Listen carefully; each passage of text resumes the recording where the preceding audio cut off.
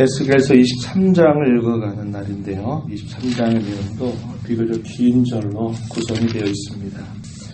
하나님께서는 오홀라와 오홀리바라는 자매의 음행에 비유하여서 당시의 이스라엘 백성들, 유다 백성들의 죄악을 비유하고 있습니다. 이렇게 비유를 하시는 그 의도가 뭘까 생각해 보면 한 가지는 그들의 죄악이 이토록 하나님 앞에 중한 죄악이었다라는 것을 보여주고 있고, 또 한편으로는 그 음란이라고 하는 것이 결국 그들의 신랑이 되신 하나님보다도 다른 대상들을 의지하고 다른 대상들을 더 사랑했던 이스라엘과 유다의 모습을 보여주려고 하는 의도가 있어 보인다는 겁니다. 오늘 우리가 읽은 이 말씀 23장의 내용에서는 음녀의 비유를 통해서 사마리아와 예루살렘의 죄악이 얼마나 하나님 앞에 혐오스러운 것이었는가 하는 것을 말씀하고, 결국 하나님이 심판하실 수밖에 없다라는 것을 말해주는 내용들이 길게 주어지고 있습니다. 여기서 음란하다라고 말할 때 결국 당시의 역사적인 현실들을 겪어가면서 이스라엘 나라가 하나님을 의지하는 것보다도 당시의 주변에 있는 나라들을 더욱더 의지하면서 자신들의 나라를 경영해 가려고 하였던 그들의 모습을 표현하고 있습니다. 유다 같은 경우에도 참 오랜 시간 동안 주변에 있는 나라들을 끊임없이 바라보고 동맹관계를 통해서 의지하는 일들을 늘 하려고 했던 것입니다. 그러다 보니까 그들의 종교 받아들일 수밖에 없었고, 그 종교들로 인해서 하나님을 섬기는 그들의 신앙이 결국 망가질 수밖에 없는 상황이 벌어졌다고 하는 겁니다. 1절부터 4절에 보면 이 두 음란한 여인에 대하여 소개를 해주시는데, 2절에 먼저 보시면은 인자여 두 여인이 있었으니 한 어머니의 딸이라. 그들이 애굽에서 행음하되 어렸을 때에 행음하여 그들의 유방이 눌리며 그 처녀의 가슴이 어루만져 졌다.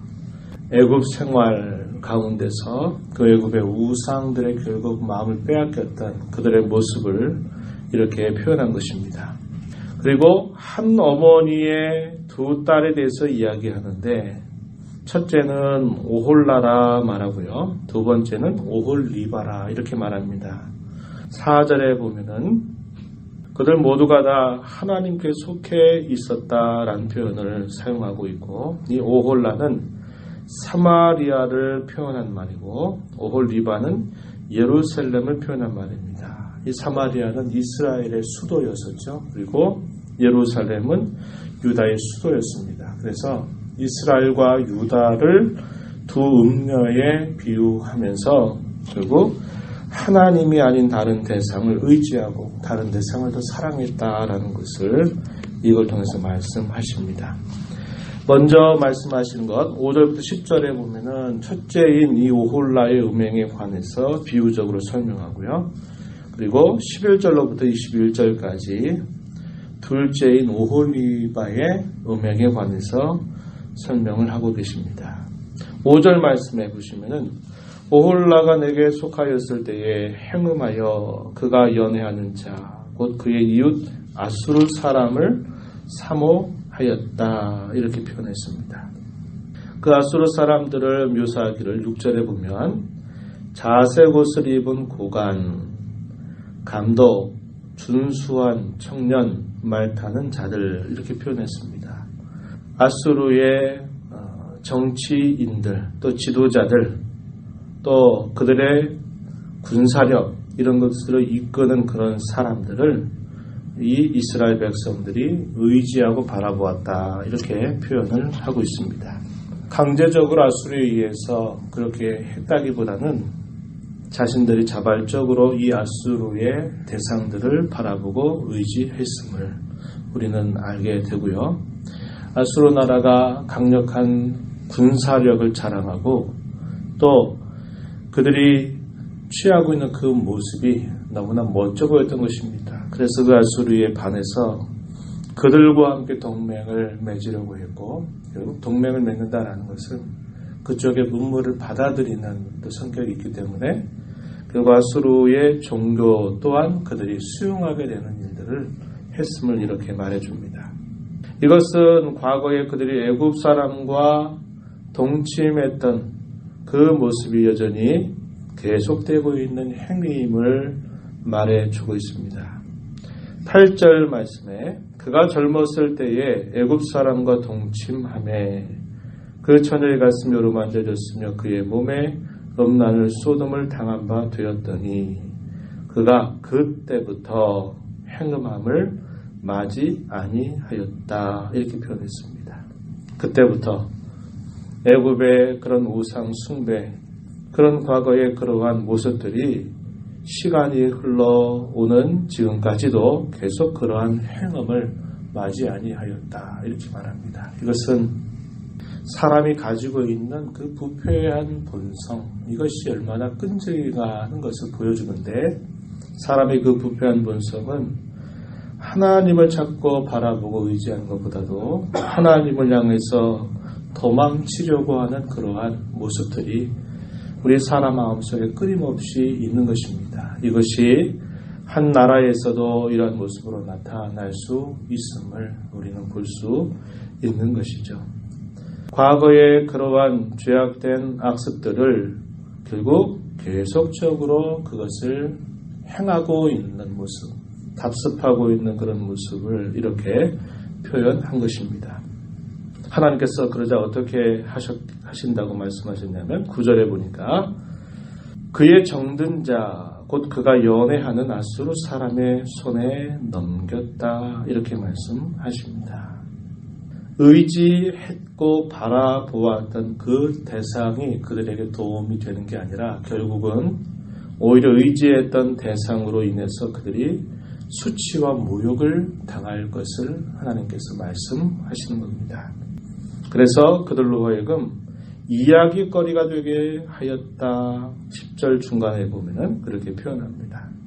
그토록 아수르를 바라보고 그렇게 도움을 구하더니 봐라 저 아수르 나라에 의해서 저런 심판을 당하고 저런 수치와 모욕을 당하지 않았느냐라는 이야기거리가 되었다. 이렇게 표현한 것입니다. 잘 아신 바와 같이 이스라엘, 북쪽 이스라엘 나라는 아수르 나라에 의해서 패망하게 돼서 결국 아수르의 포로로 끌려가는 그러한 수모를 당하게 되었다는 것을 우리는 알고 있는 것입니다. 그 다음에 11절부터 소개하는 것은 유다에 대한 소개입니다. 이 유다, 그 아우인 오홀리바, 이 예루살렘을 빗대어서 유다를 표현했는데 그 아우 오홀리바도 그것을 봤다는 겁니다. 이스라엘 나라의 역사를 보면서 이스라엘 나라가 결국 아수르를 바라보다가 오히려 아수르에 의해서 패망을 당하고 수치를 당했던 것을 역사적으로 그들이 살펴보고 그것을 목격했음에도 불구하고 계속 이어지는 말씀 보세요. 그의 형보다 음욕을 더하며 그의 형의 가늠함보다 그 가늠이 더 심함으로 그의 형보다 더 부패하여졌다. 동생은 오히려 그걸 보고도 반면교사로 삼아서 우리가 그렇게 하면 안 되겠구나 하는 것을 깨닫고 하나님만을 바라보고 하나님의 그 손길을 의지하며 가야 할 텐데 오히려 그것을 보고도 그들의 마음이 더 완악하여져서 그의 형보다도 더 했다 이렇게 말합니다. 이들은 아수르 사람을 연애하기도 하였고 심지어는 갈대아 사람까지도 또 연애하는 일들을 했다고 이야기합니다. 그래서 더 부패했다라는 사실을 지적하고 계세요. 12절에 보면 그가 그의 이웃 아수르 사람을 연애하였나니 이렇게 표현했고 14절에 보면 그가 음행을 더하였음은 왜 이 동생인 오홀리바가 더 중대한 간음을 행하였느냐 그 이유에 대해서 말씀하실 때 14절에 붉은 색으로 벽에 그린 사람의 형상 곧 갈대아 사람의 형상을 보았습니다. 갈대아 사람, 이 바벨론을 또 의지하고 바라보는 일들을 더하였다라고 이렇게 말합니다. 16절에 보면 그가 보고 곧 사랑하게 되어 사절을 갈대아 그들에게로 보냈다. 사절단을 보내서 그들과 더 친바벨론 정책을 펼쳐가면서 더 의지하고 더 사랑했다. 이것을 이렇게 표현하였습니다. 역시 그러한 그들의 태도에 대해서도 악습이다 이렇게 이야기합니다. 19절 가서 보면요. 그가 그의 음행을 더하여 젊었을 때 곧 애굽 땅에서 행하였던 때를 생각하고 그의 아체는 아기 같고 그의 정수는 말 같은 음란한 간부를 사랑하였다. 21절 내가 젊었을 때에 행음하여 애굽 사람에게 내 가슴과 유방이 어루만져졌던 것을 아직도 생각하도다. 과거에 하나님보다도 다른 나라를 의지하였던 그 마음이 시간이 흘러오는 그 당시까지도 계속되고 있다라는 사실을 이렇게 표현하였습니다. 부패한 사람의 본성, 이게 끊는다는 게 얼마나 어렵고 악습을 끊어간다는 게 얼마나 어려운 일인가 하는 것을 우리는 이 말씀을 통해서 다시 한번 확인하게 되는 겁니다. 이스라엘 나라가 멸망하게 되는 것을 그들이 바라보고 묵도하였음에도 불구하고 이 유다 나라는 한편으로는 바벨론을 의지하기도 하고 또 한편으로는 애굽을 의지하기도 했습니다. 그래서 유다의 왕조사를 살펴보면요. 유다 왕조사 멸망하기 직전인 한 100년이라고 하는 시간들 동안 이 100년의 역사가 어떤 역사냐면 바벨론과 함께 동맹을 맺을 것이냐 아니면 바벨론과 반대해서 다른 나라와 동맹을 맺을 것이냐 하는 것을 계속적으로 줄타기 했던 그런 역사, 그게 바로 100년 동안 유다가 취했던 그런 외교적인 정책이었다고 하는 겁니다. 그래서 줄타기를 한 거죠. 왕이 바뀌어서 어떤 왕은 바벨론과 친하기 위해서 친바벨론 정책을 펼쳤고 또 그 왕위를 이어받은 다른 왕은 그와 반대로 반바벨론 정책을 펼쳐가는 일들을 통해서 결국 국제적인 그런 외교에 의지하는 100년 세월들을 보내고 나면서 결국은 이 유다 나라도 이제 패망 시점까지 다다랐다는 겁니다. 그래서 하나님께서 이 말씀을 에스겔에게 주시는 때가 불과 이제 패망하기 약 3년, 4년 정도 이전에 하나님께서 이 말씀을 유다 백성들에게 주고 계신 것입니다. 여전히 그들이 과거에 하나님보다도 다른 나라를 바라보고 다른 우상 숭배에 빠졌던 그것을 아직도 악습처럼 끊지 못하고 그러한 일들에 계속적으로 빠져있는 당시의 유다의 모습을 이렇게 표현하고 있는 것입니다. 저와 여러분이 이 말씀을 보면서요. 하나님만이 우리의 의지의 대상임을 다시 한번 배워야 합니다. 우리가 인생을 살아가면 갈수록 다른 대상을 더 바라보고 의지하고 하나님을 떠나 살아가는 것만큼 우리의 삶은 불행할 수밖에 없게 될 것입니다. 하나님만이 우리의 의지의 대상이고 하나님보다 더 의지하는 대상이 있다면 하나님은 그 의지하는 대상을 통해서 오히려 우리에게 수치와 부끄러움을 겪게 하실 수도 있는 것입니다.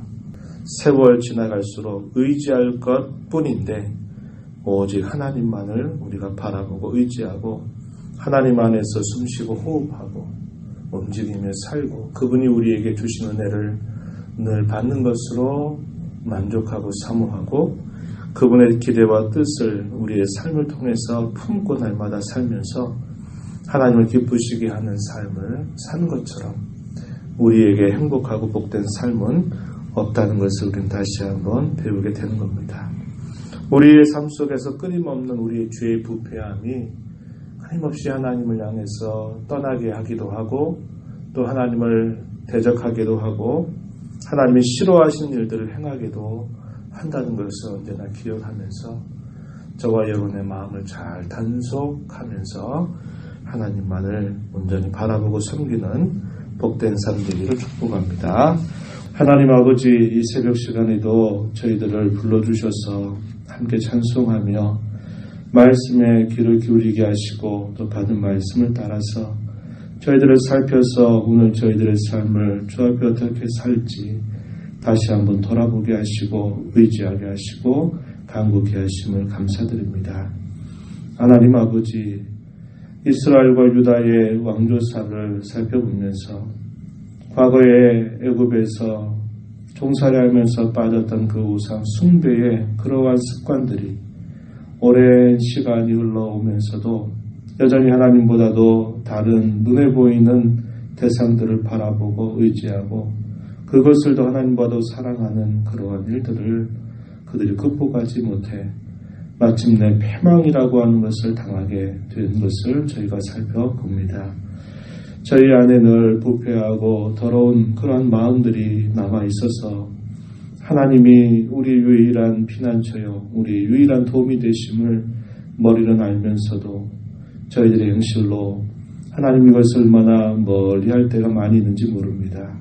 저희의 마음을 잘 살펴 단속할 줄 아는 저희들의 신앙의 걸음이 되게 하시고 날마다 하나님의 도움과 하나님의 손길을 의지하지 않고는 제대로 살아갈 수 없는 자들임을 언제나 주 앞에 고백하며 주의 뜻을 저희 가슴에 품고 그 뜻 순종하며 실천하기를 힘써가는 복된 신앙의 걸음이 되게 하여 주시옵소서.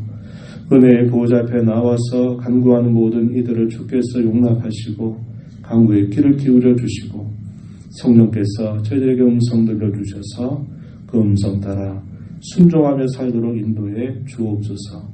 예수님 이름으로 기도하옵나이다. 아멘.